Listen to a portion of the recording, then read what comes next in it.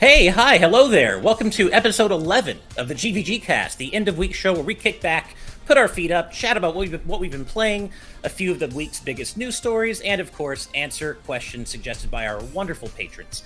I'm your host for today, Ash Paulson, and I'm joined, as always, by my good friends and GVG co-founders, Steve Bowling, Derek Bittner. How you guys doing? Doing all right. Yeah, Nice. It's been a good week. Been a busy week, but a good one. Yeah, Good to hear I've been dealing with a flu. I'm gonna get. It has to be the flu because it's just been congestion and coughing, and it's been one of those. It's one of those colds where it just lingers way too long, and I'm just trying to continue on as much as I can with what I want to get done, while also dealing with hacking into the middle of the night. Jeez, man, I'm so sorry to hear that. As you all know, I was not here for last week's GVG cast because I was at PAX East. And I'm now back, and I am counting my lucky stars. I somehow am not sick so far with COVID or anything else. I am incredibly lucky because I am shocked by that, I'll be honest. Dude, Yeah. me too. I was around people who did test positive when they get home, and I can tell you both right now, I was double masked for as much as I could be, but I did find myself in a couple of high-risk situations. You know, I was there with the Wire Productions crew. They paid for my hotel, and I helped them set up and tear down their booth. And, you know, we went out to a pub on Friday night, and I kept my masks on as much as I could, but it was a crowded pub. And then, you know, I went out with Ant Dude and Fushi and Gilly the Kid on Saturday night, went to a PAX party. Amazingly, I am COVID negative, and I've been testing every day. I'm crossing my fingers that stays true. I don't know how. Dude, I would keep it going for another 3 days because it just people around you. No, I totally am. But I gotta say, like, if I get through the rest of this staying negative, I'm gonna start suspecting that maybe I've got some kind of natural immunity. I'm not gonna act like it. I'm not gonna start taking risks, but I just can't believe it. And I was around people who got it, so I don't know. I'm very lucky. Derek, I'm so sorry that you're not feeling well, man. But before we get too far into the show, I do want to shout out our sponsor. And our sponsor for today's episode is, as always, of course, The Game Orb. And The Game Orb is a YouTube channel that brings commentary and gameplay footage for the Nintendo Switch and Xbox Series X gaming systems. While games like Splatoon 2, Sonic Colors Ultimate, and Super Mario 64 can be seen on the channel, along with others, The Game Orb will also now be adding Pokemon Let's Go Pikachu to the gaming collection. So be sure to subscribe to The Game Orb at the link in the description. Also, I'm going to paste it right here in our YouTube chat, as always. And yeah, you know, I actually was lucky enough, privileged enough to meet our sponsor, The Game Orb, at PAX East. And that was really nice, along with a bunch of other fans. But we'll get into that a little later. I am posting that in the channel right now, or in the chat right now. So please, everyone, do go show our good friend Eddie some love. Check out their content. Subscribe to the channel. They have been supporting us from the very beginning at our top Patreon tier. And that we can't tell you how much that means to us. So please show them some love. With that said, Steve, how you doing, man? I know Derek said he's not feeling too well. How's your week been? I've been good. This week has been fun.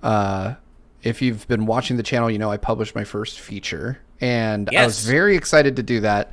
I've been wanting to get on camera for a long time, but it is like it's that same thing that you go through whenever you do anything new on YouTube, where you can't look at it. I can't. No. Yeah. I have trouble watching my HelloFresh ads. Like, oh God, get it off screen. Yeah. It's really it's definitely a different feeling to edit a video that you see yourself in, like you see your actual physical appearance.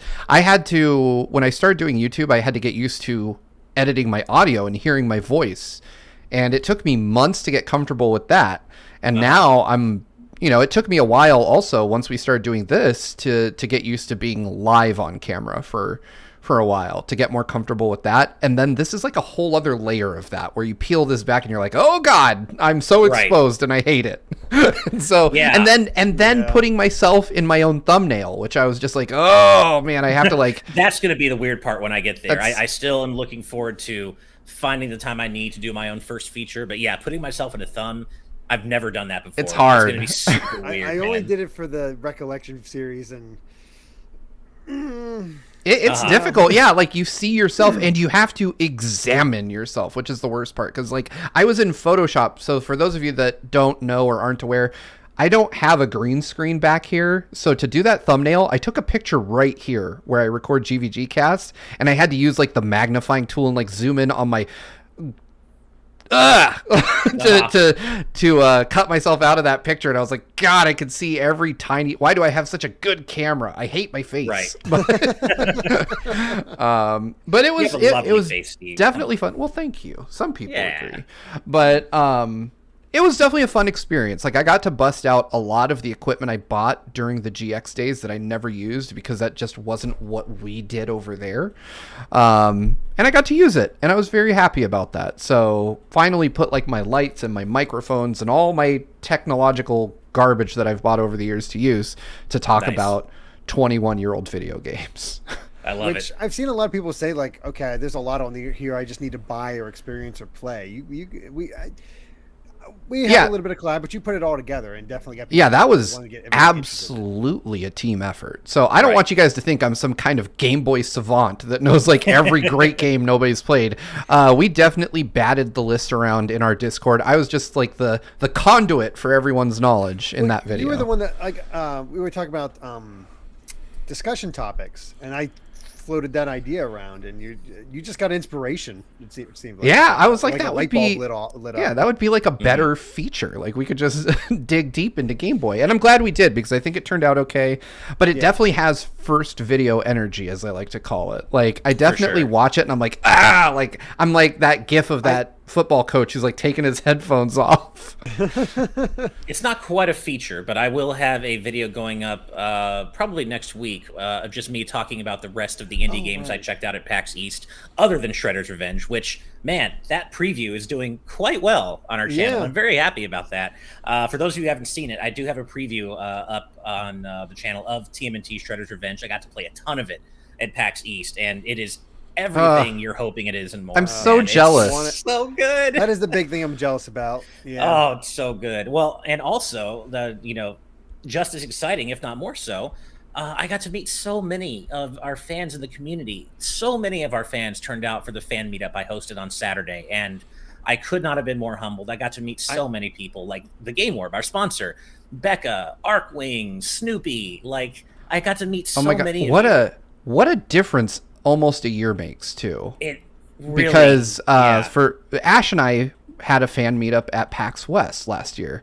Right. And as happy as we were for the turnout, it was very small. It was like 3 or 4 people. It was also very much in the outskirts of the pandemic, so I don't think people are a bit more cautious then. No, absolutely. Definitely. I agree with that. And I'll be the first to admit, I saw the picture, and at first, it warmed my heart. I was like, oh my God, there's so many people. And then at second, I was like, I don't see a whole lot of masks. And I would be terrified. I was like, I'll just admit it. I would have been like, everybody douse me in hand sanitizer. I need a shower. It was definitely something where, like I said, I was double masked pretty much the whole show. And I got to hand it to PAX. They did a good job enforcing the mask mandates, at least among attendees. Among exhibitors, not as much, which kind of bugged me. But in general, they did a great job enforcing mask and vaccine mandates. Let me ask you this, because when we went to PAX West, it was like retro PAX from like 2007. Right. Was PAX East a little bit more conventional of a convention, I guess you could say? Like, did it feel like a more modern show, or was it still kind of like sparse and not a lot of folks there? Comparatively. No, it definitely felt closer to a regular PAX than PAX West last year did. It still wasn't quite, up to the regular snuff of a regular PAX, and it probably won't be for a little while yet. But it felt much closer to the regular thing than PAX West last year did. It felt like coming home a little bit more than PAX West last year did, and I knew the risks going in, and I accepted them just because I've been craving to get back out on the road and do the whole convention circuit. That's kind of always been my thing. I've worked so many conventions, covered so many conventions. I wanted to get back out there, see my friends in the industry, see fans, make new friends. And it was great. And I've gotten lucky, as I said, no COVID so far. And it was definitely closer to a regular PAX. Nice. And hopefully we'll see that continue, assuming there's not some horrible outbreak of a new, even deadlier variant. But I'm hoping that, by this time next year, maybe the big three will be back, Nintendo, PlayStation, Xbox, and we'll have more of a reason to cover the show as a team, but there was no reason for anyone other than me to go this year. And I had a wedding to go to anyway. yeah, and plus, you guys have kids, and it's different for me. I don't have kids. I'm not quite as much of a risk factor, so it's different. And I totally get that. But you were missed. God, the fan turnout was so amazing. And then I will say we've had multiple fan meetups over the years. That is the most people I've ever seen. Dude, I was saying the same thing. Like, for all the Game Explained fan meetups we had, this was by far the biggest turnout of all the meetups we've ever done. And as Becca mentioned, I wasn't going to say this because I'm not trying to toot my own horn or anything, but I was incredibly humbled. I got to do 3 panels, one of which was IGN's Nintendo voice chat. And after that panel, I've had a few people stick around to want to talk to me before, but I had a line of people waiting to talk to me. And I was like, you guys, why are you waiting an hour to talk to little old me? Like, I'm just me. And I didn't get out of there for like an hour. So for everyone who, made me feel like something of a star that day, thank you so much, because I'm not a star, but I really appreciate that. You're a star in our hearts, man. Well, thank you. Thank you very exactly. So, no. You're a star, man. There, I guess so. PAX East was great. I do have a couple of quick stories, though. So I don't know what it is about Boston and Lyfts or Ubers or whatever. I take Lyfts pretty often here in LA. They're always fine.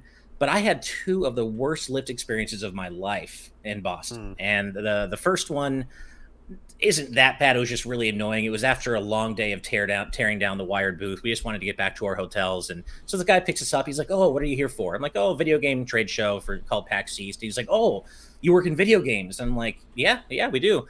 And he's like, oh, I play tons of video games. I know a ton about it. You want to know what's going to happen to GTA 6? And I'm like, sure. Lay it on me, man. Lay it on me. He's like, well, I really believe in crypto. I'm a crypto guy. Oh, God. I knew it. Yeah. Did you just open the door and tuck and roll out of the cab? Yeah. Go ahead and finish your story, but I got a very similar one directly after this, so go for it. So he's like, I'm in NFTs. Are you guys in NFTs? No, man, it's not our thing. And the game industry is really kind of, at least in terms of, players are very aligned against it. And he tried to sell me on NFTs. And I'm like, nah, it's not going to happen. So he's like, well, here's what's going to happen with GTA 6. It's not going to come out for any physical consoles, man. It's going to come out only in the metaverse, and everything's going to be done via NFT type transactions. And yeah, I'm like, for sure, man. I'm like, you know what, right? I was like, you know what, man? I'm not going to argue with some guy in a Lyft. I'm like, you know what? You're never going to convince him, because that's exactly what happened with me. Thank you for all the compliments on the haircut, but yeah, I was talking to the guy giving me the haircut, and he eventually went to what I do. So I say, oh, I work on YouTube and handle, talk about video games and all that. Same thing, man. Oh man, I've been talking about that crypto. No. And I'm just like, oh God. What is it about video I'm not games? gonna say anything bad. This guy literally has a blade to my head, so I'm not gonna insult the man or anything. But it's just like, sure, yeah. I checked out so hard. Yeah, it was one of those things where I was like, I cannot wait to get out of the car. Bit. Oh man, I might have done the same thing, maybe, possibly. I still tipped him, but I might have tipped a little less than I normally would. Yeah. But you should just send him a screenshot of your receipt and be like, you can mint this. Right, very true. Now the other one though, I did not tip. So get this: the after I hung out with Ant, Fushi, and Gilly on Saturday night, I took a Lyft back to my hotel. Should be about a 15-minute drive. Should be no big deal. This guy cannot find the hotel for the life of him. He doesn't know how to follow directions on his phone for some reason. Keeps missing the turnoffs on the freeway. And I keep trying to tell him, I'm like, man, you missed it. And he just keeps going. And suddenly he just pulls over on the side of the freeway. He's like, okay, we're here. And I'm like, no, this is the side of the fucking freeway, man. No, we're not. And he's like, no, this is where the coordinates are. I don't know how to get to the hotel. You can walk from here. And I'm like, no, I'm not getting out of your car on the side of the freeway. Take me to the destination. And I would never normally talk to a Lyft driver like that, ever.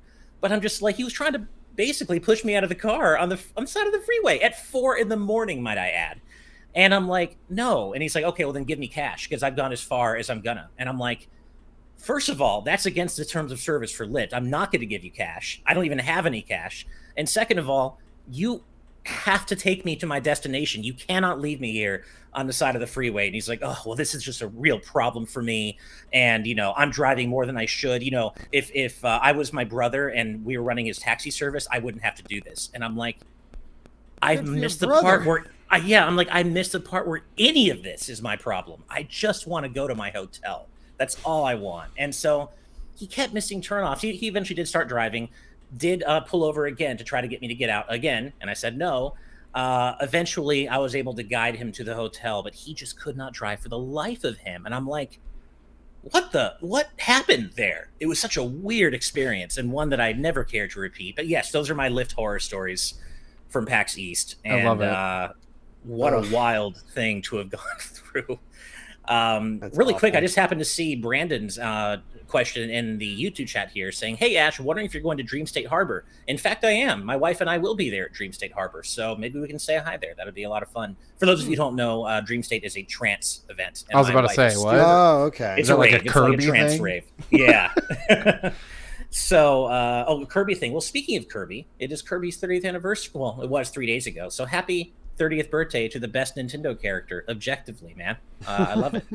Also, speaking of birthdays, it is our community member Darksteel01's birthday. Happy birthday. Happy birthday. Yeah, happy freaking birthday, Darksteel. We hope you're having a great birthday. We really appreciate you spending some of it with us. And have a great weekend, man. We really appreciate you. Indeed. Absolutely. Yes. Cassie is 335 in our live audience chat. I did report the second guy, and Lyft I'm still fighting for a refund. Lyft is trying not to give me any sort of refund. And I'm like, my life was actually like not directly, and he didn't throw me in front of a car, but he tried to get me out of the car on the side of the freeway. And I'm like, that was dangerous. Give me a refund. I never asked for refunds, and they're denying me. So I think I'm just going to deny the charge on my credit card, whatever. Yeah. But what a weird experience. We do have some super chats before we get into everything else. As always, I'll be reading super chats throughout the show, so don't worry if yours doesn't get read out yet. It will be later. First, we have Jaden Buck with the usual Crazy Question Fridays with $5. Thank you, Jaden. Crazy Question Fridays, crazy question number 36. If you found out that you have one extra life, how would you spend your current life? I need parameters. I don't know. Like, if you die of old age, do you start, like, what's the checkpoint you start back at? Because that's a good point. critically important for this. Like, do I start back as an old man? Like, if I die of old age, do I just wake up moments from death and die again? Do I need to die, like, right now? I'm not sure. I would feel less guilty about not pursuing music more in college because I've always wanted to do something with music, either like I kind of nurture dreams of kind of being an amateur DJ who does like chiptune and stuff. I can see that. I would love to do that, and I would feel if I knew I had another life to do that, I think I'd feel less guilty about not having done it thus far in this. I have to call this out though. Manita says, I assume it's like New Game Plus, which if you think about it too deeply is utterly mortifying. Could you imagine being a baby with all the strength and skills you accrued over a lifetime? Like you would rock it out of your mother's womb and you'd be like, listen, lady, you need to buy me a camera and a microphone stat. I've got things to say. Well, what about just being a baby with the knowledge of having a whole former life? That would be be pretty messed up. Right? Like, I feel like if that happened, you're like, listen, I know exactly what's going to happen to me. People would be like, you're insane. They wouldn't believe you till the iPhone came out. Oh, they totally wouldn't. I'd be like, listen, in 2007. They're like, what? Well, so you're assuming you start back where you were first born originally and not just a Well, right. Well, the New Game Plus principle would be you start back at the beginning of the story with all your... I guess that is true. So you'd have to come out... You would know everything that... Honestly, like the set... If I got a New Game Plus, that would be amazing. Are you kidding me? I'd be rich. Right. Like, I would start Amazon and Tesla and Twitter. That, or just invest in them, that sort of True, thing. yeah. That's what I would do. I'd stay behind the scenes, and I would just heavily invest into all these things that I knew would make a lot of money. So it's funny. I had been thinking about this as though you don't relive the same period of time. You just live a life after your first life, so that you'd be, starting in the mid to late 2000s, I guess. So like 2060, 2070. That's how I read it. But I don't want to think I'm that close to dying. I know I am, but yeah, God, I didn't. Yeah, no, that's heavy. True. It is heavy. Oh well, okay. Then let's move on from that. Thank you for the question, Jaden. let's stop thinking about how mortal we are and how old we are, and go to Scare the Dragon. Thank you with $2. Asking, what's your favorite matchup question? And I assume you mean Sonic and Mega Man 531's matchup questions. And I can't remember them all. There's so many. There are so many. I couldn't possibly. Sonic versus tell Mega you. Man. That's the one I remember. That's I'm going with yeah, that one. Sonic versus Mega Man. I'm sorry, I can't. There are some that are on the tip of my mind that I can't quite remember that I enjoyed discussing. But yeah, I'm sorry, I can't remember the various ones. So thank you, Scare. Manita with $5. Thank you. Saying, hey, GVG crew, relatively new fan here. Just want to say I love what you all do, and this is a wonderful community you've got. Well, thank you, thank you, Manita, and you are part of that wonderful community. You help make it wonderful. So thank you. And we're happy to have you here. Thank you for the kind words. Next up, and I know you're going to love this name, Steve, The Chicken Home Gym. I want to know what that means. Me too. I really want to know the basis for that name. $2 Canadian, and they say GVG is greater than GX. And thank you for the kind words, but we want to make it clear we're not trying to be better than GX. We're not trying to compete with them. They're doing their own thing. We're doing our own thing. We can both coexist. But yeah, we're not trying to show up GX or beat them. We're just doing our own thing, man. Yeah. It's like saying oh god, I'm blanking. Nitrorad better than Antude. No, Nitrorad is equal to Antude because they're the same. Yeah, and speaking joke. Speaking of GX, though, I do want to give quick shout-outs to Triss, because I got to meet up with Triss at PAX East, and we had a lovely conversation. Just got caught up and hadn't talked in a long time. So just was really nice to be able to talk to Triss, and we love you, Triss, just so you know. All right, next up is $50 from Aramis Baramis. Oh my God, you are always so generous every week. Thank you so much, Aramis. And you say, jumping in late, but happy GVGcast day. After all the news about sickness this past week, really hope everyone is doing okay and is feeling well or will feel well soon. Showing support as always, keep it up. Well, Aramis, seriously. Thank you. You are so generous, and all of you are so generous. And I think we'll cut off super chats right now. Or hold on, can we read one more? Oh, sure. All right, just because it's been a while, and this one comes from Adam O'Sullivan, who hasn't caught the show live in quite some time, with a £4.49 super chat. Just says, good evening. Been a good few months since I've been able to make one of these live, but glad to be here. And I just wanted to call that out because I haven't seen Adam in the chat for a while. So really happy you're here. Adam recently joined the Fight a Founder tier in our Patreon, which we really appreciate. And, by the way, if you want to find out more about that, Fight a Founder is a tier where you can book a private session to play whatever game you want with us.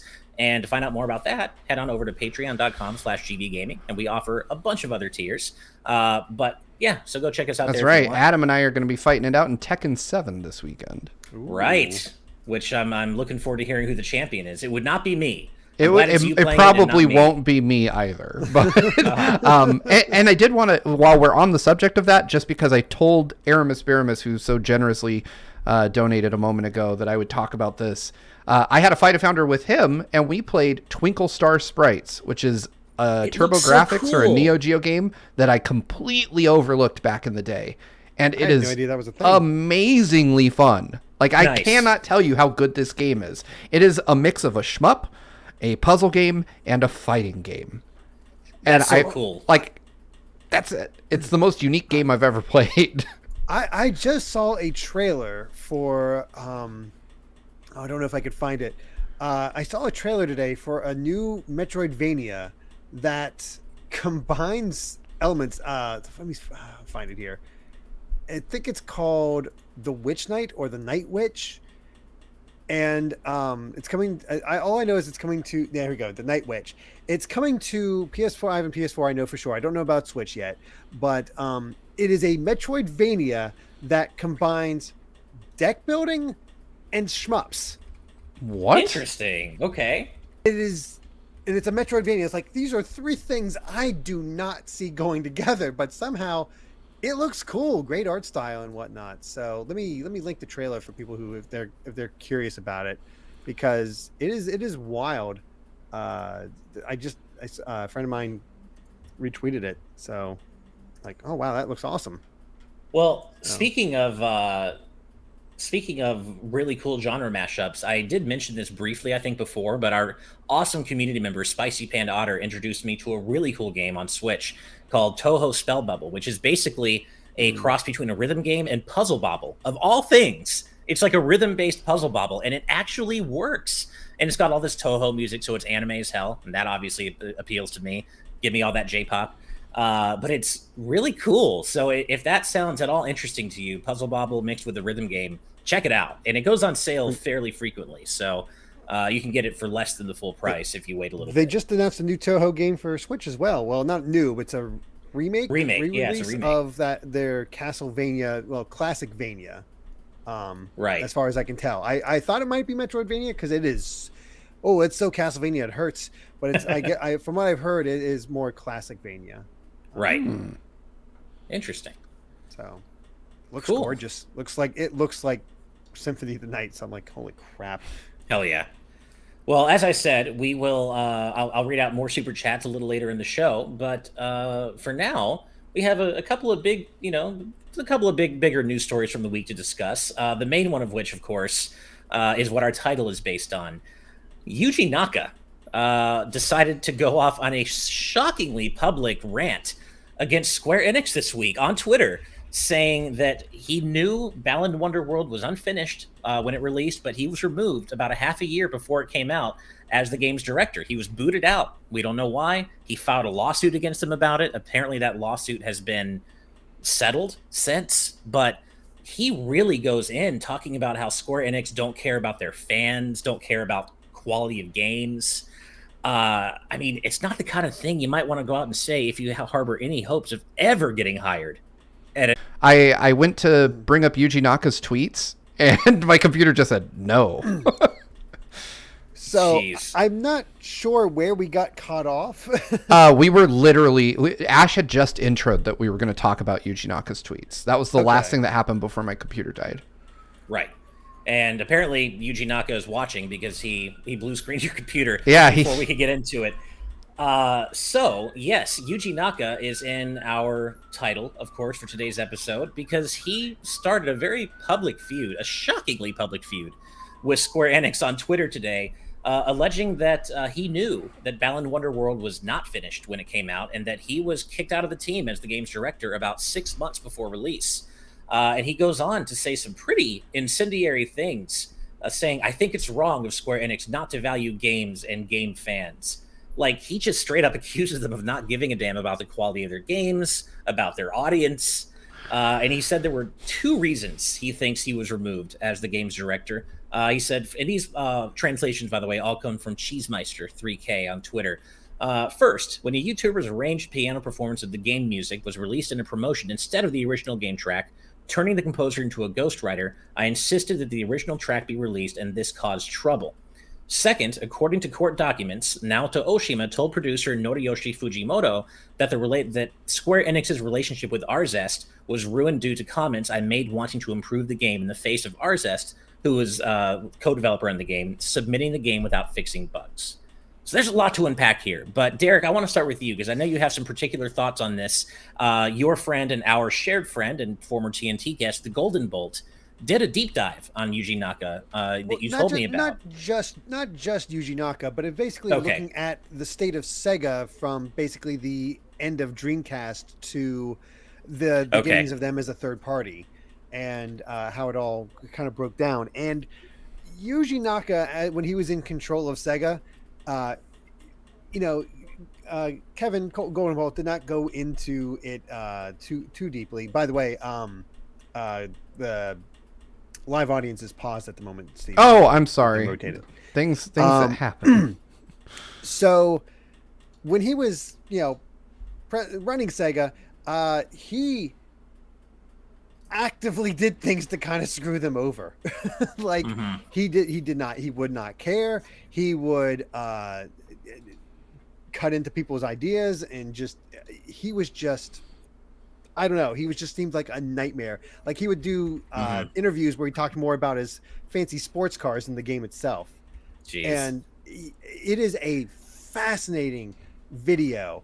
And it just seems like everything, he just actively did not care about things. And he is, as Fawn 54, Yuji Naka is definitely a pity person from what I've heard. He is absolutely, this has always been his thing because the guys that were working on what was it? The Saturn game, Sonic. Sonic Jam. Yeah. No, that Sonic Jam was Sonic when it came Extreme. out. Sorry, Sonic Extreme. Yeah. Yes, they were trying to get the code that they were developing on Sonic to, that was eventually used for Dreamcast, that they had used for Knights. Knights was great, looked great, did great. He refused to give the American team the code to help them develop on the Saturn, which led to the cancellation of a Sonic game on the Saturn, which, having no real Sonic game on the Saturn, probably led to the death of the Saturn. Yuji Naka is not great. Yeah, I wonder if this is a situation where it could be a little bit of both. Like, obviously, the it's history, definitely a little bit of both. Yeah, like I don't doubt that Yuji Naka is problematic in terms of his ego, and I've heard kind of the same thing over the years.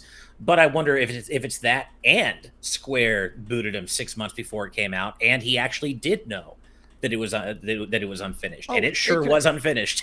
Oh, it definitely was. But here's the other thing: even if he had the time to finish it, look at the base of that game. Do you really think another 6 months of him as director would have fixed that thing?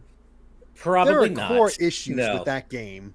Yeah, starting with Balin's design itself. And I do want to point this out. I don't know why, but when I was making the thumb and I was looking for a PNG of Balin, the one I grabbed was from a website called Sexypedia.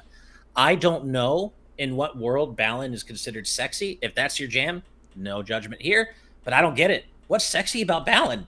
What? Huh? I mean, the internet's going to find a way to make anything sexy. That's Looking true. At you, that's internet. true. Where's our fan? No, I don't. Right. So please, I just Google image searched Balin, and the one I grabbed of the official art, there was a PNG form, was from Sexypedia. I don't get it. Steve, what are your thoughts on this, man? Man, so I think, and I've said this before, I said it during the preview / media cycle for Balin Wonder World. I never remember. Yes. Okay, I got it. I got it. Wonder World. Yeah. Terrible name. Terrible name. But yeah. I've said this before. I think Yuji Naka is a brilliant programmer that shouldn't be allowed to direct video games. Yes. Like the man can work like amazing feats with code, but he is not the type of person I would want helming a project. Like have him do some miracles with your programming, but I think they just kind of I don't know, like Sonic became this huge thing, but he's often credited as the creator of Sonic, and he didn't create Sonic. He didn't make the character Sonic. Right. Naoto Oshima designed the character. Sega of America had a whole shitload of input on Sonic's look and feel, and he just somehow lucked into being like the face of the franchise, like the person. And so they started having him handle the games top to bottom, but he just programmed Sonic 1. Mm-hmm. And they were like, oh yeah, sure, make them. And once he started making 3D games, people started to realize like, oh, we might have made a mistake. But if you have never read it, what's his name? Console Wars is a fantastic book to read about just how toxic most of the folks at Sega of Japan were, and their relationship with Sega of America, and how incredibly mind-numbingly frustrating it must have been to work with them at that point in time. They screwed over Sega of America so many times, and Sega of America were the ones making what? Sonic 2, Sonic 3, the ones everybody loves? Right. Yeah, and here's the worst part. If you want to know what kind of a person Yuji Naka can be, like he at some point realized that Sega of America was kicking Sega of Japan's ass, and he's like, I'm gonna just go move to San Francisco and work for Sega of America. He's like, that's where the credits. That's where the credit is. Also, later, I will absolutely screw them over. Yeah. So, I would say my big thing is I don't think that Yuji Naka has a future left in the industry. I don't know that he needs one either, though, because the man has to have made. I don't pretend to understand like that tier of the game industry, like. Obviously, folks like Shigeru Miyamoto, Eiji Aonuma, I'm sure they're fine. I'm sure by my standards, I would consider them to be extremely wealthy. But I don't know how like your kind of mid-tier in terms of fame developers or producers go. Like, I don't know if Yuji Naka's rich. I wonder if he is. I mean, he had his executive money for a while when he was running Sega, so he probably had decent amount of money. He was talking about sports cars. Right. Part of me has to believe that he's fine and that he probably doesn't need to work, more that he wants to. And so, I mean, I don't believe that he deserves to be marched out, and never work again. But at the same time, I am not saying Square Enix is completely innocent in all this. Right. That's the point I want to make is I think there's two sides to this. And I'm going to comment on current affairs. I'm going to say that this is probably like the closest the games industry will get to like the whole Johnny Depp Amber Heard thing, where both people are terrible on both sides of it and there's no right side to back. Like, you're probably like, Yuji Naka did some shit that you probably shouldn't do. Square Enix probably did a whole bunch of things you shouldn't do also, and combined together they just made this awful Voltron that churned out a terrible game. Right. Yeah. It's kind of interesting how you were saying earlier how Yuji Naka has somehow come to be kind of credited as the father of Sonic or the creator of Sonic, when in fact that's not true. And that reminds me so much, and here's the mega mention of the day or the week. Runs of Mega Man. Keiji Inafune is widely credited as the father of Mega Man, and that's not actually true. I think it's Akira Kitamura was the one who actually designed the pixel art based on Mega Man, and then Inafune refined that pixel art into, an art design essentially. But it's interesting how just people run with facts and that just becomes truth over time, even though that's not necessarily accurate. Well, it's one of those things that I kind of love too, because these guys get high on their own supply over the years. And then the time comes where they have to make something brand new from the ground up. And they're like, I didn't do it in the first place. Mm-hmm. Look at Beck. Yep. He's great. Yeah, indeed. As to be fair, I don't want to paint Inafune in a negative light. Well, I mean, there is Mighty Number 9, and that's its own thing. But 112 in our live audience chat does point out that Inafune continuously debunks the claim and tries to give proper credit to Kitamura. So he does at least do his own part. I will say Yuji Naka doesn't do that. Right. He and I were mutuals on Mitomo back when that was a thing, and his screen name, no joke, was Sonic Papa. Oh God, whoa. That's so gross. Yuji Naka is definitely a guy who buys his own hype. Yeah, yes. Yeah. Him and Kojima. He's like dollar store Hideo Kojima, basically. Right. Well, I mean, at the end of the day, I agree with both of you. I think there's definitely a bit of a both sides thing here. I think I think everything that we have heard about Naka is absolutely true. But I agree with you, Steve. I think Square Enix probably didn't handle everything perfectly themselves either. At the end of the day, the only people who lose are really those of us or people who were hoping Balan Wonderworld could turn into a really cool 3D action platformer. That didn't happen, as we know in hindsight. One button 3D platformer in 2021. Yeah, that's not. No, I don't care how many months he had. That was never going to work. Right. But I still will contend that the Chapter 4 music in Balan Wonderworld is one of the best video game tracks from that year, from 2021. I mean, I worry about the fact that you played far enough to hear it. That's totally did. Chapters. Remember, I was kind of, even though obviously it was crap, I was kind of fascinated by the Saturn-like quality of the visuals and the overall aesthetic, because I miss the Saturn so much, and we don't get Saturn-esque games anymore. So there is that element that kind of intrigued me. But yeah, the game doesn't get better. It's crap from beginning to end. But hey, good soundtrack. If you want to watch a review of Balan Wonderworld, just watch Donkey's video on it, because it's so good. Yeah. Juan in our live audience chat asks if I got the Balan costume for the kids. No, I don't know if that means you have to 100% the game for that. I wouldn't dare even attempt. I'm not going to put myself through that kind of hell. I don't know how you get that, but no, not going to happen. So I think we've probably chatted about this about as much as we can. So I'm going to read out a few more super chats, and then we'll get on to our other main news story of the day. I shall return. Oh, yes. Steve is up to something. So, look, Steve is up to something. It's a surprise, but look forward to it. He'll be back soon. You want to stick around for that. Yeah. Look forward to this. So, first is Adam Bookout with $5. Thank you, Adam. I don't recognize your name. Great to have you here.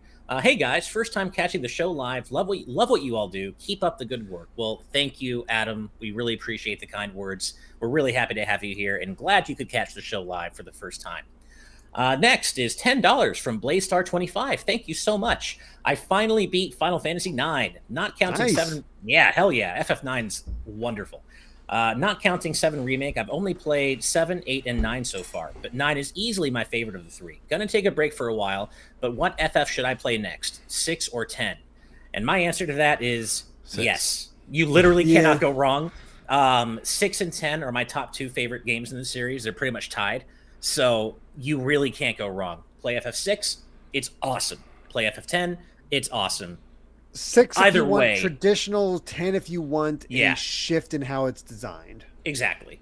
6 is way more traditional, but they're both phenomenal games in my opinion, and you really can't go wrong. So, So, Steve, I noticed that you're back, my friend.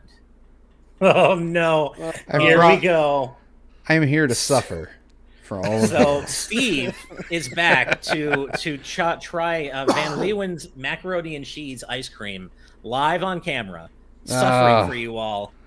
specifically Kraft macaroni and cheese.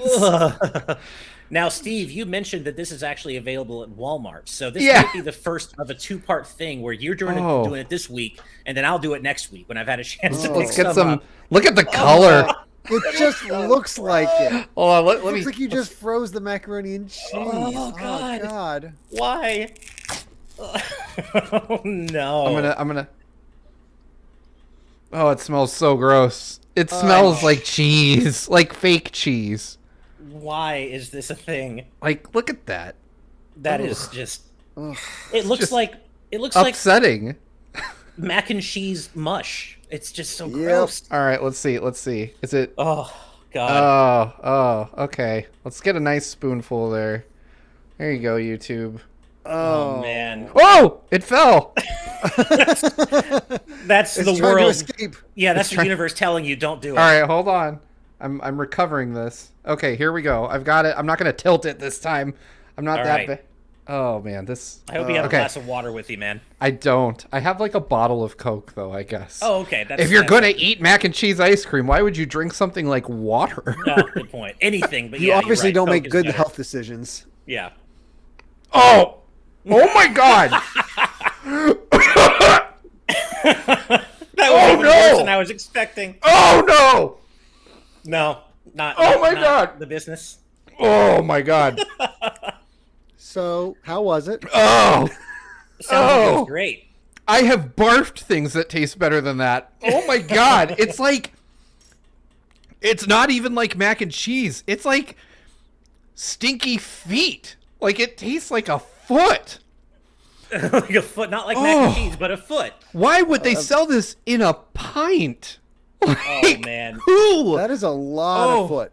Oh my god! That is- Oh, Night. Well, not. oh! nice. This is I'm- flat Coke, and I'm still doing it. I Yeah. can't. I mean, it has to taste better. All right.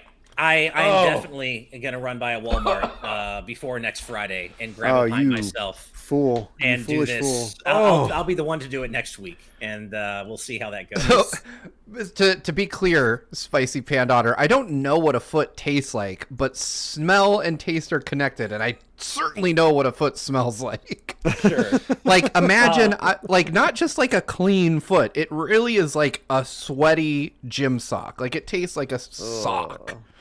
Well, Yeah. On that point, Anyway. Date My Iba or Taco My Salad in our live audience patron chat makes a good point. Somewhat Oh. just as alarming. Steve knows what feet tastes like. Do care to I comment? mean, he was Steve? just saying about that, how he smelled feet. Yeah, it's but- just the linkage between smell and taste. Like, it feels. I should say it tastes like what feet smell like. Because There you I've Gotcha. certainly never Gotcha. been like, oh yeah, time to go to town on some sweaty feet. Oh, Ugh. Oh man. please don't roast me, Kitty Kong. I just realized what I right. said. What are you gonna do with the rest? Give it to I don't the know. kids. I feel like this is definitely something my kids have to try because they've fed me enough like vomit flavored jelly beans. Nice. But there's got to be something. Like I feel like this is definitely going to be one of those things that I get, and during some kind of stream, I'll maybe put up like I did with Oh. the spicy chicken. If you super Oh, here chat, you go. I'll take a bite of this disgusting No, crap. Play Elden Ring. Every time you die, take a bite. Oh God. Oh no! Oh no! I'm so glad I already rolled credits on Elden Ring. Oh God jeez. damn. Well, Time so to yeah, go back to Demon Souls. I know, right? I will definitely get in on this mac and cheese ice cream action next week to yeah. That was We'll see how that painfully goes. bad. Like, I don't know of a way you could make it good. I just I'm sure there's not a way. I fully assume there's not a way. Well, thank you for that hugely entertaining detour, Steve. That was I was so excited when you told me you were doing this. I was like, oh, this is going to be great. This is going to be great. All right, let's read out a few more super chats before we move on to our. You other, do that. I'm going to return this to Tartarus, where it came from. Good idea. All right. First is Mighty Ryan with $5. Thank you very much. Asking, would you rather have the ability to fly or the ability to breathe underwater? Fly.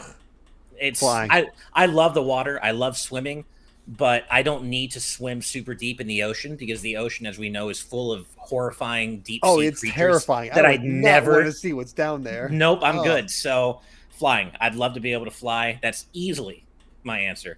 And it sounds like it's yours too, right, Derek? Oh God, yeah. Cool. Easily. We'll circle back to this once Steve is back. I'm afraid of and get his heights, answer. and I feel like that. Exactly. Yeah. Cool. Well, once Steve's back, we'll circle back to this and get his thoughts on. Oh, he is back. Okay. So I am Steve, really back. quick, man. Mighty Ryan asks, would you rather have the ability to fly or the ability to breathe underwater? Fly 10,000%. I Easily. mean, Okay. So Yeah. we're all on team like- fly. going underwater, you wouldn't be able, like, breathing underwater doesn't mean you can walk or move around very well underwater. So if I want to go to Japan, I'm gonna fly there. There's also the assumption that flying comes with some kind of, like, that you could do it really fast. Like, if you could fly at like 1 mile an hour, then I guess I'd breathe underwater because that would prevent me from dying someday, maybe. But I'm presuming you fly like a superhero, in which case, hell yeah, I could fly to your house. Yeah.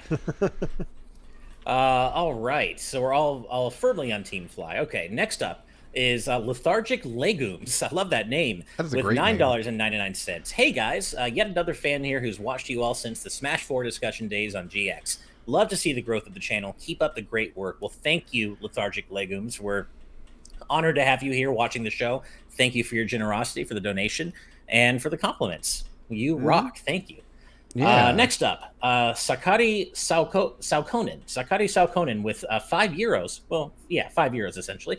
I love you guys. Please tell me all the Finnish gaming companies you know. Love from Finland. Well, first of all, oh my God, all the way from over in Finland. Thank you so much for watching us from all over from the other side of the world. I'm ashamed to admit that I don't know any. I only know two. I know two off the top of my head. Okay, let's see here. Remedy from Max Payne and Housemarque from Returnal. They're Yeah. Finnish. Oh, okay. Also, looks like Rovio, realize- who did Oh, Angry Birds. Supercell. What does Supercell make? Wait, wasn't it Finnish? Did I get this wrong? Was it Finland? Is Housemarque Finnish? That's what I saw when I looked it up. Oh, I just saw somebody say, "Isn't Remedy?" Oh, never mind. They were speaking in real time. I thought they were trying to correct me, and I was like, "Oh, wait." Oh, okay. It's Yeah. about the lack of context. So I was not previously aware or hadn't memorized that Housemarque is Finnish, but yeah, I mean certainly Housemarque, they're amazing and I know them. I can't Remedy as well. I'm familiar with Remedy. Beyond that though, I'm looking down this list. I don't think I know any others. Yeah, There's those are the only two that I know. Oh, there we go. Supercell. Dat Alpha Lion in chat, which I think they're like a big mobile game. Yeah, Okay. they are. There is one studio here called Stupid Games, which that's okay. What it's a name. All right. That is a name. Fat Lemon Entertainment. I don't even know. Frozen Bite. They made Trine. I only played the first Trine, but I loved it. Gotcha. Oh, I need to play those. I remember that was one of those games I picked up because I was like, Nintendo has an HD console, and I played Trine 2 or 3. Enjoyed it. Right. Yeah, I played Trine with friends. It was a lot of fun. Did a little bit of Trine 1. I never went back to it for whatever reason, but yeah. Thank you, Sakari, for the donation. All the way from over in Finland. Wow, thank you. Next up is $5 from Wape Mulinga. So, did you guys hear about Nintendo showing their dark side with the latest lawsuit? Yeah. Yes. We did. It's kind of gross. We do have a Nintendo-related news story to talk about today, but it isn't that one. It's kind of bad vibes. But yes, unfortunately, we did hear about that. And then Scare the Dragon is back with $2. Thank you very much to you, Mwape, as well, by the way. And thank you, Scare, with a classic matchup. Rouge the Bat from Sonic versus Catwoman from Batman. It's probably Catwoman, right? Catwoman. Yeah, because I feel like Catwoman can fight somewhat evenly with Batman. And Batman would wreck Rouge the Bat. Exactly. Rouge is an amazing thief, but I don't think she can really fight that well, whereas Catwoman can do both. So, yeah. I think it's going to have to be Rouge.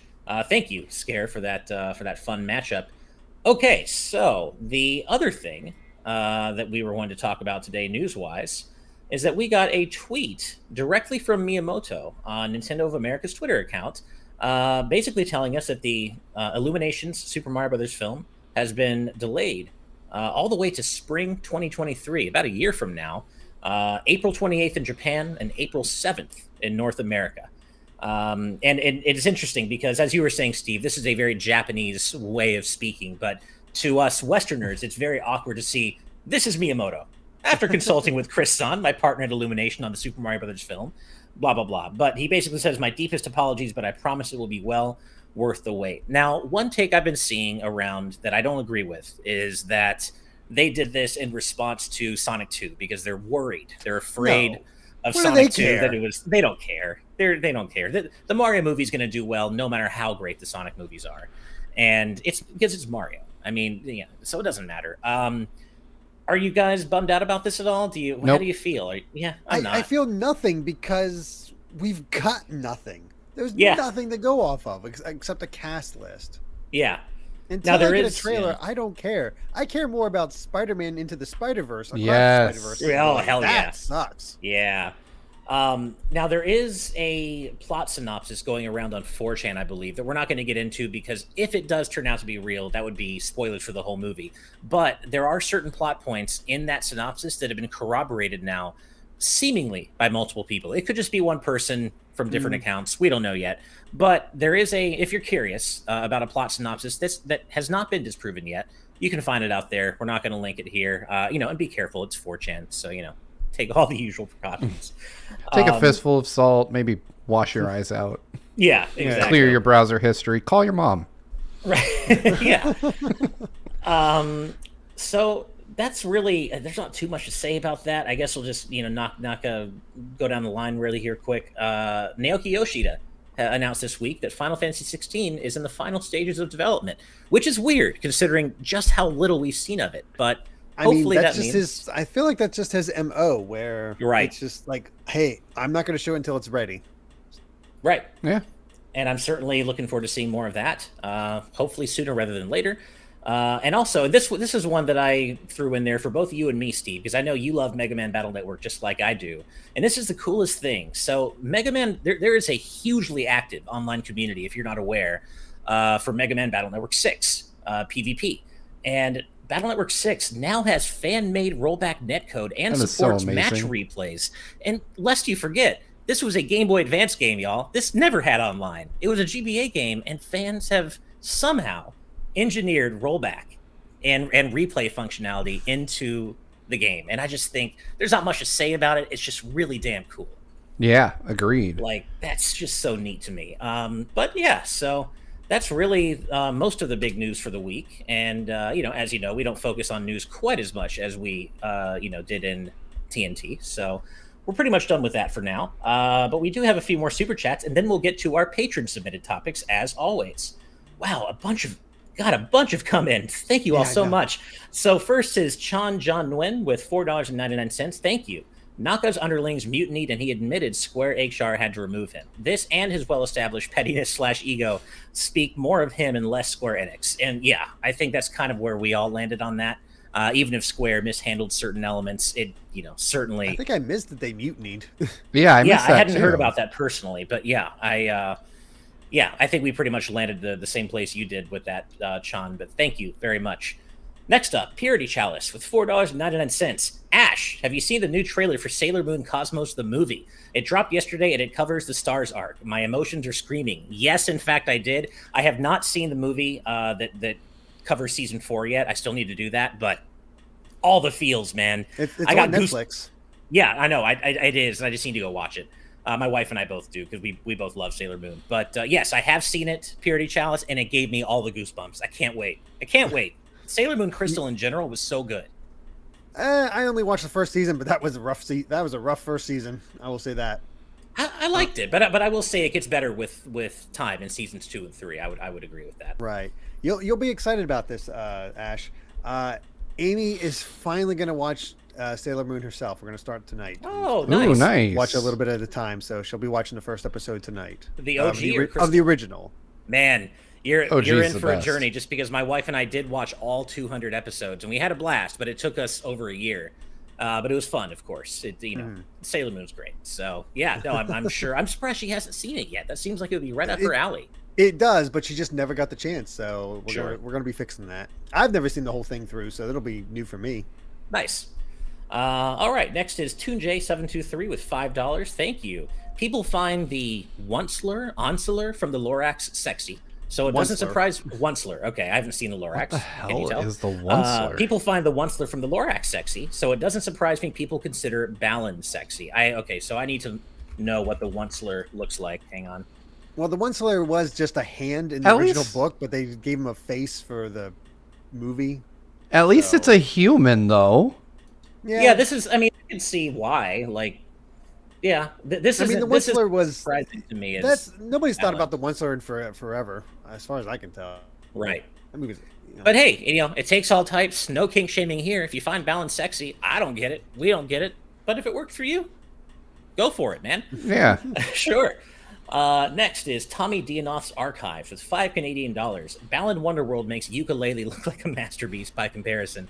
The actions aren't bound to one button on the controller. That is so true. And I maintain that after all of its patches, after all the post-launch work Playtonic did on it, Ukulele ended up good. Not great, not terrible, just good, and way better than it was at launch. That's just how I feel about it. But all right, let's go ahead and cut things off there for now and move on to our patron-submitted topics. So in case you forgot, every week we put out the call for patrons at the producer tier and above to suggest topics for us to discuss right here on each week's GVGcast. And Derek, why don't we start with you today, man? All right. I picked one from Charlie Bird here, who says, "What's been your favorite video game song from the past year or two?"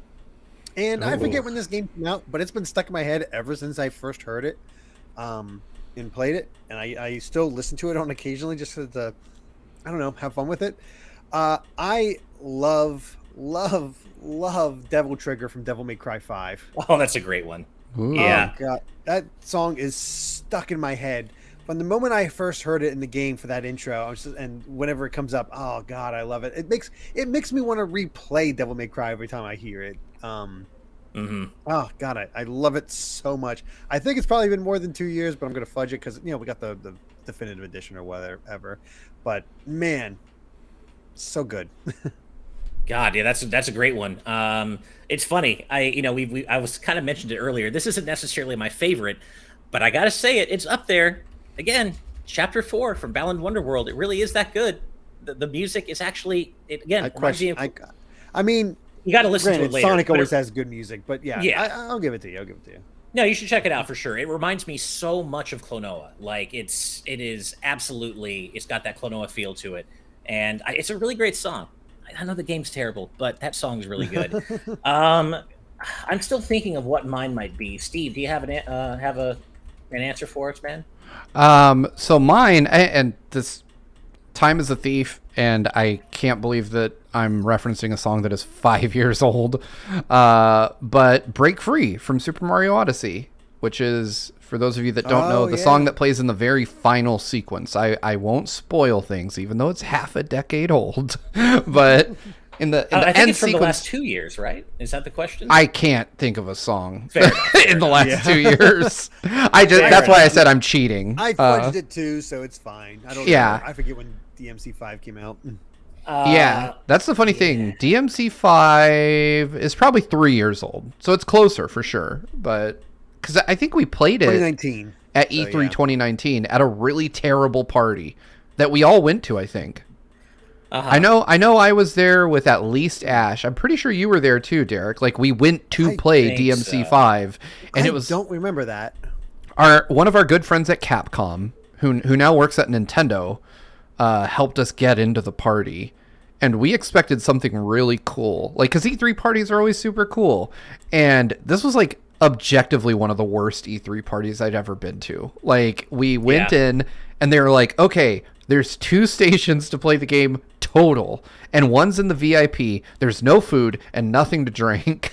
Like, it was such a weird... Like, they rented out a venue to basically sell us really expensive alcohol. And let us play DMC for a total of 5 or 10 minutes. Actually, Derek, I'm like 90% you were there because I think you played DMC sure at I'm not that. There, I do not remember this. Really? Because Ash and I were complaining about the fact because we were both super hungry. I'm trying to remember this. And I bought a drink out of like obligation, and it was like $23. Oh, God. It was terrifying. I guess I must have like blocked this out of my mind because I don't remember it. Oh man, I don't remember. I'm gonna one of these days I'll have to catch up with our mutual friend at Capcom. I don't like naming names just in case people Google people, but I'm sure you know who I'm referring to. Right. At least Ash does for sure. But yes. Yeah, it was like a DMC5 party at E3 2019, and it was awful. But either way, yes, I do remember that. Yes, it was awful. You're right. Yep, it was really unfortunate. Okay, so I've got a couple of, I mean, you know me, I'm the video game music guy, so I can't focus on just one, but in terms of just the past 2 years, pick your track from Kirby and the Forgotten Land. Northeast Frost Street, Metro on Ice, the Everbake host theme, A Trip to Alavel Mall. I mean, pick your track. That's true. Kirby has a really good soundtrack. Yeah. It's so any of those could be considered a favorite from the past 2 years. But also, I love, in particular, one of the boss themes from Bravely Default 2, and I couldn't find the track list or the track name, but there are like 3 or 4 different asterisk battle themes, and there's one I'm thinking of that I really love, but I don't know the name of it. It goes... It kind of goes... So if you played it, you know what I'm talking about, but it's a really cool boss theme. And so that is my answer for that topic. Thank you very much. That was from Charlie Bird. Thank you. Nice. All right. Steve, you want to lay your topic on us, man? Mine is extremely on brand. It comes from Waffle King, and it's just how many chicken nuggets can you eat in one sitting? And I picked this because I actually know my actual number, which is deeply unfortunate. It is 26. Wow. I can eat, like, if we're talking McDonald's McNuggets, which I think is like the standard bearer for the size of a chicken nugget. Okay, fair enough. Okay. So I know this because I ordered 40 McNuggets because, well, it was me, a friend, and both of my daughters. And I was like, 10 per person. Easy. Mm-hmm. And like nobody ate theirs. And so I was like, well, really? I'm not letting these go to waste. And there was something like 28 or 30 nuggets. And no, it was 28 nuggets, and I tapped out when there were 2 left. I was like, "Oh God, I'm going to die." So there you go, Waffle King. 26 nuggets. I'm neither proud nor upset by this number. Right. God. Depends how hungry I was. Like, were you on an empty stomach, or did you eat other things along with that? Well, so I only ate the nuggets, but I did have like a bucket of soda with me, so I drank like a really huge Coke at the same time. I feel like I could probably comfortably eat about 16 or so. I'd probably start getting sick around the 20 mark. Yeah, I pushed past because I don't know. I was like, oh, there's so few left, I can do it. And then, which is an objectively bad idea, by the way. Like, if you see food and you're full and you eat it anyway, don't do that. You never will be in a position where you're like, wow, I'm glad I ate that. The kid from the cake scene in Matilda. Oh, right. That is... I don't know for sure, of course, but I want to say about 20. Like, it's been a long time since I've had McDonald's, but once upon a time, I could polish off a 20-piece chicken McNuggets, by myself. Not necessarily with fries and everything, but just the McNuggets. I'm going to say 20. I could probably fit a few more if I really wanted to, but I think comfortably I could handle 20. chicken McNuggets in one sitting. So that's just a rough estimate. But Steve, I knew you were going to pick this, man. Oh, of course. I had to. Also, I Yeah. haven't seen Waffle King in the chat for a while, so I really wanted to call out Waffle King's. Right. Cool. All right. Well, my topic this week comes from Lauren Bond, who asks, have you ever gone through a slump where you were finding it hard to motivate yourself to play games?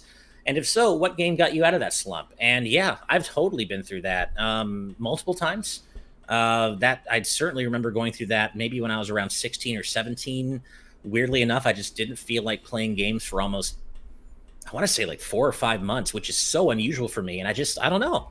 I wasn't feeling it. And, as you all know, I do struggle with depression, and there's definitely a parallel there that, like, when I get in, when my depression really flares up, I don't feel like doing anything, including my hobbies, including playing video games. So there's less of a game that gets me out of those slumps, and more it's just kind of tied to my mood. If I'm having a depression spike, I kind of just don't feel like playing or doing anything, and I just kind of have to wait for it to subside and wait for my depression to kind of subside, and then I feel like getting into it again. But I've never had a longer slump than that one I just mentioned when I was around 17, where, God, I want to say it was almost half a year that I didn't play.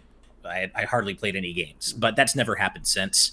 Usually I'll just, go a few days without feeling like playing much when I'm really depressed, something like that. So yeah, that's my answer. But yeah, no specific game ever really does that for me. What about you guys? I went through a slump in 2007. Okay. And I remember it very vividly because at the time, and to just date myself and how old I was then, I was 25 years old. God. But Man. yeah, that's awful. But like the iPhone came out when I was 25. I just want everyone in the audience to process the fact that a 25-year-old man existed and talks about games on the internet for a living when the iPhone came out. Some of you weren't even alive when the iPhone came out. But I had convinced myself, I was starting to feel that I had outgrown my hobby, that I was tired of video games in general. And that because I had picked up games and I was playing them, but I just wasn't enjoying them. And I would pick them up, start them, put them down, and stop. And I started to think to myself, like, maybe the Wii was like my last console. Maybe I've outgrown my love of video games. Because at this point in my life, I was on a career path rather than just having a job. And I was starting to, think about buying a house, having a kid, all the stuff you do when you start to get closer to 30 than 20. And then I was part of a Nintendo email chain that consisted of a lot of people that worked at Apple and other tech companies. And we would talk about games, and I had kind of slowly divorced myself from that group even, just because I didn't have anything to say. And then I played Super Mario Odyssey. I'm sorry, Galaxy. I played Super Mario Odyssey in 2007. I'm a time traveler. I had a feeling. No, yeah, Galaxy. So I played Galaxy, and it just reminded me of every single damn thing I love about video games. Like, I was so incredibly joyous playing that game. And I remembered, like, I love video games because they, in their purest form, they're just so fun. Like, it is enrapturing to play a good video game. And ever since then, I've really never had a slump, like you said, Ash, that lasted more than a couple days. Because I always remember, I'm like, there's so many games I haven't played and so many cool things I could discover if I just looked around. I've even found fun in games that I thought I'd hate, like Elden Ring. So I always remind myself now that this is just such a versatile, like, broad medium. There's no way you can just write off games as a whole. It's like the people that say, like, all anime is hentai. You can't just write off video games. Like, you're painting with too broad a brush. But yeah, 2007 was a little rough, but thanks, Miyamoto. This is Miyamoto. Here's your depression cure. Yeah, there you go. I've been trying to think. I just have to point out real quick, because we didn't talk about it, and I can't believe we all let this opportunity slide, especially when there's two dads on the panel. How did he not think to start with that tweet with, "It's a Miyamoto"? That's true. Wow. Yep, that's true. I'm sorry. All right. What about you, Derek? I've been trying to think, like, if I ever had a slump like that, because I've had moments where I've not been able to play games because I'm so busy, but it's not for a lack of not wanting to play, It's for, I just can't get to them. Mm-hmm. I don't think I've ever had a slump. I've always just enjoyed it, and it's been my my escapism, my way to just enjoy myself, enjoy a story, lift a mood, whatever, just have a good time. I really am drawing a blank if there was any time I was just like, I don't feel like it. Like I might choose like a movie or a book over a game at some point, but it's not like a slump. It's like, no, I'll just get to the next day. I just feel like seeing this time. Jared's entire life has been true gamer hours. Right. And I mean, it's something I do nothing but work on like game related stuff. But I'm like, how am I going to spend my free time? I'm going to game. And I couldn't tell you what led to like my extended hiatus. Like, you know, back when I was late teen, maybe it was like maybe in my early 20s. Maybe it wasn't, you know, in 17 or 18, but it wasn't something that I decided to do. It wasn't something where I like specifically didn't want to play games. It just kind of naturally happened, and I just kind of just wasn't feeling it. I couldn't tell you what led to it or why.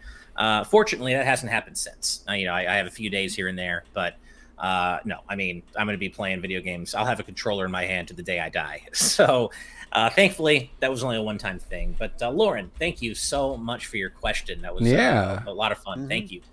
All right, well, we are almost at the end of the show, but we do have a few more super chats to read out. So we have 3 from Claxon. Wow, Claxon, thank you so much. First for $20, second for $20, and the third for $5. So $45 total. Thank you for your generosity. Yeah. And it's a bit of a story. So Ash's Lyft story somehow tops my eBay one. Dude pushes for a good review before sending me my Pokemon Soul Silver card, which turned out to be counterfeit. When I asked for a return, he repeatedly denies it until I mentioned the Pokemon Company International. Then he refunds me, but tells me to ship it back to him in China, although the address it came from was in New Jersey. Then when I say I'm not shipping to China, he gets upset, tells me to do whatever with the game, then tells me to leave him a good review. I destroyed the cart as it didn't have any cool electronics I could easily use for other things. That is quite the story. Wow. I might agree that my Lyft story tops that one, but not by that much. That's a pretty wild story, and I'm sorry. That's how ridiculous. I'm sorry you had to deal with that guy on eBay. Yeah. Thank you, Claxon, for the 3 super chats. Next is RecBCQ with $5. I came in just in time to see Steve eat the ice cream. You came in at the right time, man. That's right. Was the perfect moment to arrive. Yep. He was summoned by my suffering. Yep. You know what? It might have saved it if you had some whipped cream. Or maybe some hot fudge. Oh man, that would be like a stream goal. I would make, you know what, if we could clear like I shouldn't do it. I was going to say I would make a Sunday out of that shit. Oh god. Oh my god, like make a banana what is it? It's been so long since I've had one. A banana split? Split, yeah, there you go. Banana split with the 3 gross flavors. Oh, wow. Oh my gosh. Add hot sauce. I was going more with what Adam O'Sullivan was suggesting. Like maybe I would make a sundae out of it, but I'd use like nacho cheese instead of hot sauce, or instead of fudge. Yeah. Butter instead of whipped cream. It would. I'm telling you that number would have to be really high. I'm not going to name a number because I know how wonderful and terrible y'all are. Right. By the way, Derek, I haven't been able to compliment you yet. I keep forgetting, but your haircut, man, looks great. You've been getting a lot of love about your haircut in the chats, I saw that. Course. I got it before the wedding, and I haven't appeared on camera in a while. And nice. I had to do the follow up ad, and I just used B-roll footage, so I couldn't even show the new haircut there. Oh, geez. Fresh ad. Yeah, I need to. It's past time for a haircut for me, as you can tell. I'm starting to do the Leon Kennedy center part thing. It's getting a little long. It's time. I got to do that maybe this weekend, next week. But thank you, Rec BCQ. Next is Purity Chalice, again with $1.99, asking Ash, have you listened to the Sam Dillard albums? I have not. I'm sad to say I don't know who Sam Dillard is, so I will write that name or type that name down to check out later. I'm guessing maybe they do like covers of video game music. Speaking of, randomly, there is a YouTube channel named Met that I'm sure our community member 112 is familiar with, and they do. I'm not usually a big fan of guitar covers of video game music. Like a lot of them sound samey to me, but this guy does playthroughs of every Mega Man game as though the soundtrack is replaced by his own guitar covers, and he is so good because he doesn't like shred all over the place. He's not trying to show off. He plays very accurately and faithfully to the actual soundtracks, and he's really good. So if you like Mega Man music, you should definitely check him out on YouTube. Met is his name. Really good stuff. Nice. Wolverale 12 with $2. Hey guys, congrats on 90K subs. Well, thank you very much. It's crazy. We could not be more pleased with our growth right now. We're already closing in on 93K, and it's not going to be that long before we're celebrating 100K. So really exciting times for us. And thank you very much, Wolverale. And all of you out there, we cannot thank you enough for your support. Couldn't do it without you. Absolutely. Seriously. Joe Kelly, $1.99. Thank you. I stayed up till 4 a.m. with Elden Ring on a work night. We've all been there. I've done that with Horizon Forbidden West even recently. Yeah. So we've all been there, knowing that we should be going to bed, but we just can't put the controller down. I totally get it. Vedron with $5. Thank you so much. This is for Steve. I feel sorry for him after that foot tape. Also, love the growth, guys. Keep up the good work. Well, thank you very much. Yeah, I felt thank bad you. for you too. So bad that I'm going to put myself through the same hell next week. So look forward to that. That was no. I went in expecting it to be bad. I didn't expect it to be nearly as bad as it truly was. It's Really? impressively disgusting. Nice. Well, not nice, but nice. Oh wait, no. What happened? Come on, come back. Okay, next is Derek Clay. A lot of new names this week. Yeah. Thank you so much, everybody. Derek Clay with $1.99 to each of you. What is your favorite local beer? Oh man, this is where my lack of knowledge about beer and I drink beer, but I don't. Well, really have a favorite. hello.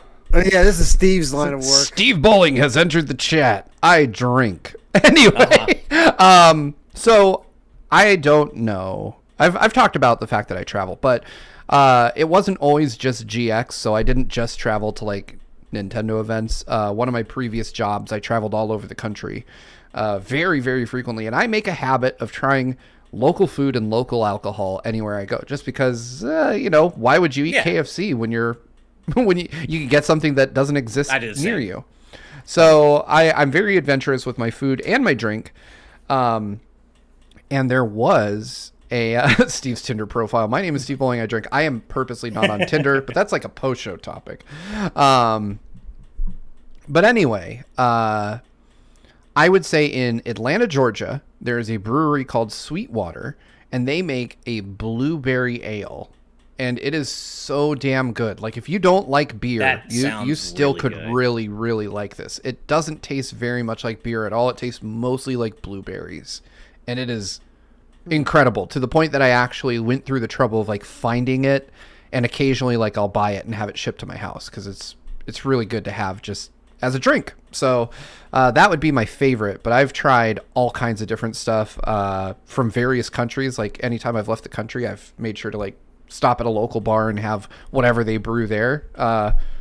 And I would say that European beer is far better than American beer. But blueberry ale is one of my favorite things. That sounds really good. I was actually going to say, I'm the same as you, Steve. Whenever I travel, I always go out of my way to eat local food, try local beers. I don't remember a lot of the names and stuff, but I totally hear you. But one experience stands out to me in particular. I got to go on a beer tasting tour in Belgium one time when I was traveling through Europe. And it was through that beer tasting thing that I learned about lambics. And so you talking about blueberry ale reminds me of, I wish I could remember the name of it, but it was a local brand of lambics, which is basically like fruit beer. It tastes kind of like soda, but it has alcohol in it. Yeah, it's good stuff. Yeah, it's really good stuff. Mm-hmm. So I like lambics a lot, and that's probably my answer for this. And I agree in general, American beer doesn't hit the same as European beer. Completely different. I mean, as far as going local, I'll have to go with my old place because my friends did enjoy it, and it's fine. I'm not a beer drinker, but it seemed fine. Pennsylvania, Yuengling. I know Yuengling. Nice. Yeah. It's pretty good. It's pretty good beer, and I was like trying to figure out like if there anything specific. No, but apparently they also, like, a cousin of Yuengling actually makes ice cream. Yuengling ice cream. And they have like, I was like, it's gross, it's beer flavor. But no, it's actually like sweet Madagascar vanilla. I'm like, oh crap, that actually sounds good. That sounds great. Yeah, it does. But if you want the most Pennsylvania thing ever, Apparently, there's also a Yingling Hershey's chocolate porter. Ooh. I have no idea if that's any Interesting. good. You know, every time people try to sell me in that. Oh, it tastes like chocolate. Oh, it tastes like. Nah, I keep my dessert and my alcohol separate. Never works for me. Never. It has a pretty good reviews, but fair enough. I would try it.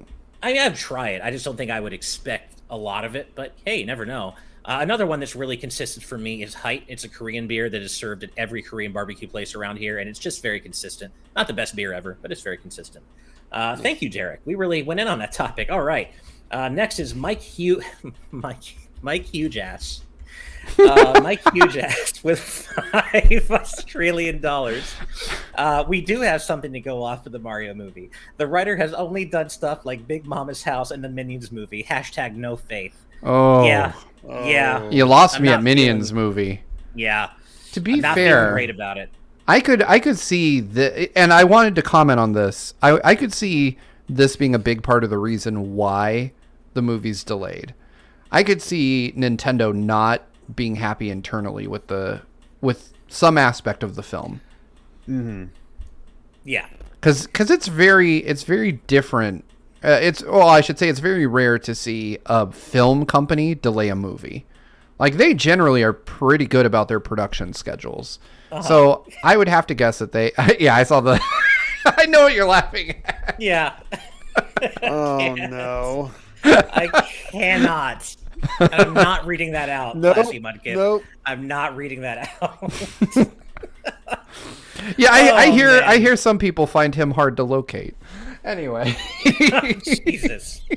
Oh, man. Well, good night, everybody. Oh, Next up. Yeah, moving on.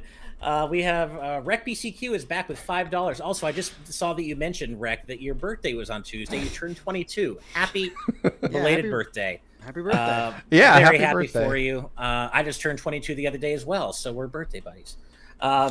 Next is Rec BCQ.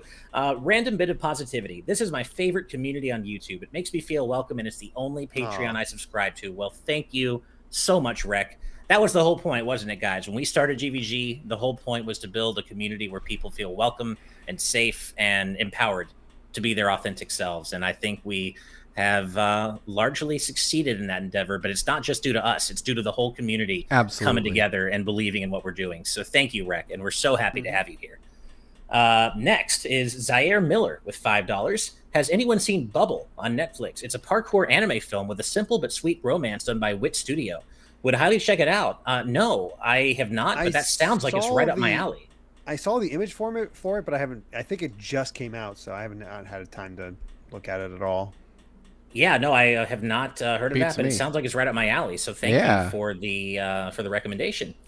Next, Meerpat with $5. Balin is daddy as fuck. Mr. Worldwide 2022. Sure. What do you say to that? Sure. If that's how you feel, then hey, Top Hats do it for you. Yeah, Top Hats do it for you. Far be it from us to deny that. So fair enough, Meerpat. Next, Wyatt Montgomery with $4.99. Thank you. Watching y'all live for the first time. Finally got a nice office job after working 7 days a week making Pepperidge Farm goldfish and cookies. Well, that is awesome. Congratulations to you for landing that cozy office job. And thank you for watching us live. We're glad you can be here and hope you can catch future shows. Yeah. Next, and I apologize if I mess up this name, Shrisak, I think. Shrisak with $9.99. Hey guys, Steve, I agree with you. Please is better than thank you. Also, I wanted to ask you guys, does Brandon still need someone to play Elden Ring with? All my friends play on PC. So sad. I don't know. If Brandon's around, he can comment. I don't know if he does. Yeah, I'm not sure. This is a reference to the last episode of GVGcast where I proclaimed both of you dead. What? Why? That's how I opened the episode. I said, Ash and Derek are dead. Let's start talking. Oh, Jesus. Well, thankfully, that's not true.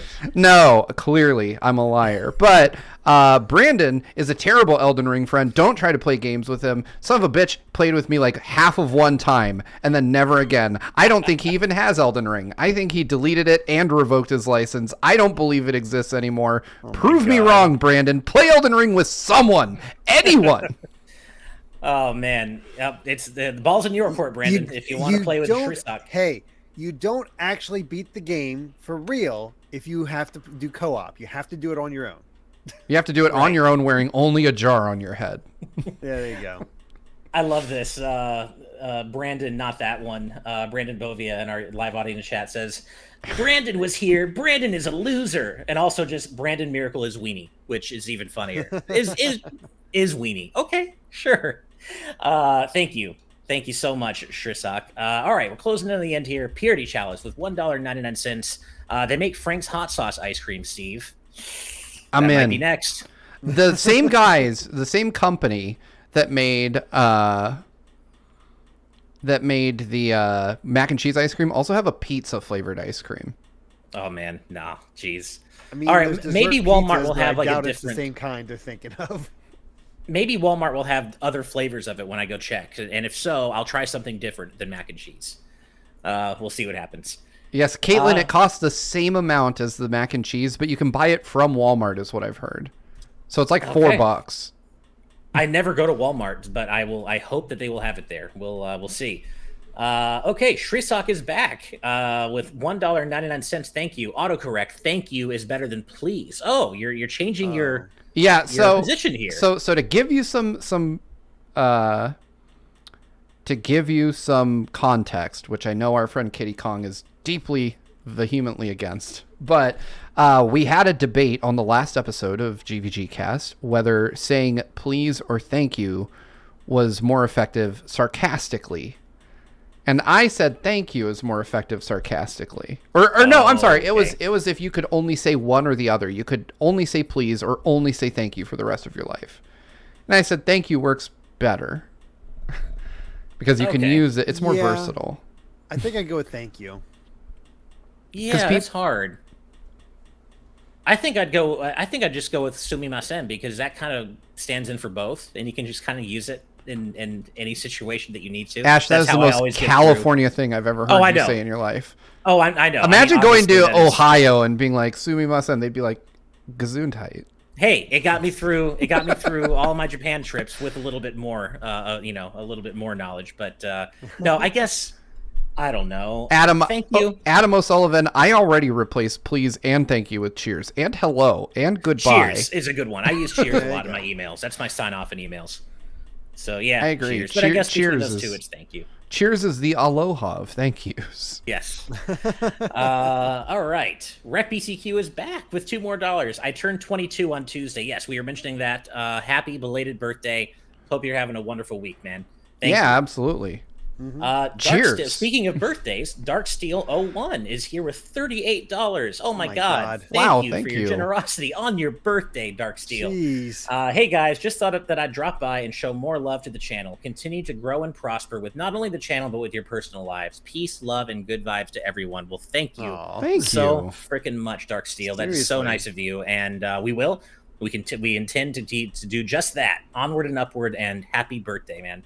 Absolutely. Okay, and then finally, unless there's been another one since then, Purity Chalice is back one more time with $1.99. Shout out to the April babies. Mine was the 6th. Well, happy, even more belated birthday, Purity Chalice. Yeah. A lot of belated birthdays today, but thank you very, very much. And wow, y'all are so generous every single week. That brings us to the end of episode 11 of the GVGcast. Thank you all so much for being here. We love doing this every week with you, and we just could not do everything we do here at GVG without every single one of you. That said, we do have to give a special thanks to all of our patrons at the producer tier and above for helping to make this show happen, because without you, it would not be happening, and you send us those topics every week, so thank you for that. But we also, as always, have to give a extra special thank you to all of our patrons at the executive producer tier and above. And those incredible, amazing, wonderful, stupendous folks include Brandon Bovia, Cutie Caitlin, Fangs, Dan and Twistle, Z Patty, Just Brian, Sky Blue Flames, Eastman 23, Adam O'Sullivan, Richard Herrera, Logan Daniel, Christopher Baque, The D-Pad, Vesmio, Waffle King, Beard J373, Critter XD, Kitty Kong Facts, Angel Martinez, Joshua Hunter, Benny Yao, Azran127, Black King, Pagrima, Geller, Joseph Rutkin, Titus Malvolio, Geeky Griffin, Lucky Wonderfish, Kyle, Top Dog 23100, Young Ben Kenobi, Doug Showmix, Andrew Medeiros, Orem, Brady Power, Becca, Rocks the Cat, Killamox, Eddie B, Kai Ed, Kit Fisto, Kenneth Lee Stingle, Jessica Toad, Deaneth, Michael McCaw, Matthew Wong, Goron Amber, Straight Lace, Justin Matthews, Hoobie, Too Much Spaghetti, Mega Conrad, Ascaron809, Ryaner, Captain Finlandia, Nathan Steele, Spicy Pand Otter, The Game Orb, Dano the Artist, Super Gamer Dude 101, Grantles, Ravelox, Synchrolord, Rosa Pardo Bowling, Hi, Mom. Sorry I brought shame upon our family by eating mac and cheese ice cream online. Bye, Mom. Kane Woolley, Skull Kid Tiger, Darksteel01, happy birthday again, Jason Uloa, Jaden Buck, Phantom Project, Cystic Warrior 29, DJ Jurassic, Super Dank Awesome Unicorn Guy, Dinner Sonic, Darik, Jeff Ed, Nova the Artist, Blaystar 25, Stag Nasty, Mumbling Yeti, Cameron Sharp, Screamo Shaman, Mason Riley, Keel, Willow Pingree, Yo! I'm serious, it's just Yo!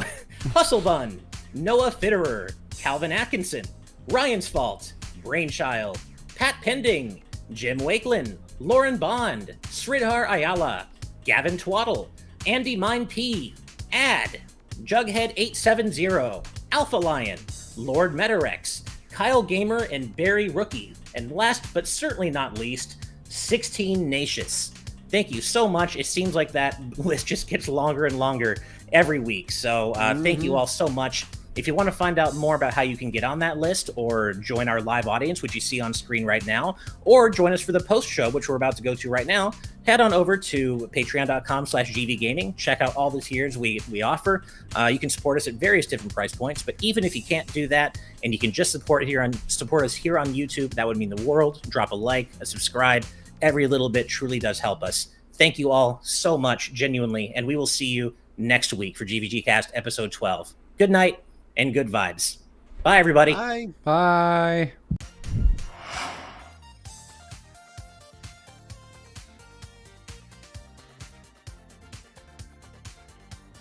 Awesome. Holy shit, that was a lot of donations. I don't know what the heck happened.